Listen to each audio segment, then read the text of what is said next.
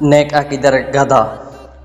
খাইবার যুদ্ধে জয়ের পর হুজুর সাল্লাল্লাহু আলাইহি ওয়াসাল্লাম ফিরে আসছিলেন। পথে তার খেদমতে এক গাধা উপস্থিত হয়ে আরজ করতে লাগলো, হুজুর, আমার আবেদনটি মেহেরবানি করে শুনুন। রহমতে আলেম হুজুর সাল্লাল্লাহু আলাইহি ওয়াসাল্লাম এই অসহায় পশুর নিবেদন শোনার জন্য দাঁড়িয়ে গেলেন এবং ফরমালেন, কি বলতে চাও বলো। গাধা বলল, হুজুর, আমার নাম ইয়াজিদ বিন শাহাব। আমার পূর্বে পুরুষের বংশে আল্লাহ তাআলা ৬০টি গাধা পয়দা করেছিল। ওগুলোর উপর আল্লাহর নবীগণ আরোহণ করেছেন। হুজুর, আমার আন্তরিক বাসনা হলো আপনিও যেন আমার উপর আরোহণ করেন। ইয়া রাসূলুল্লাহ, আমি এ কথা বলার হকদারও বটে,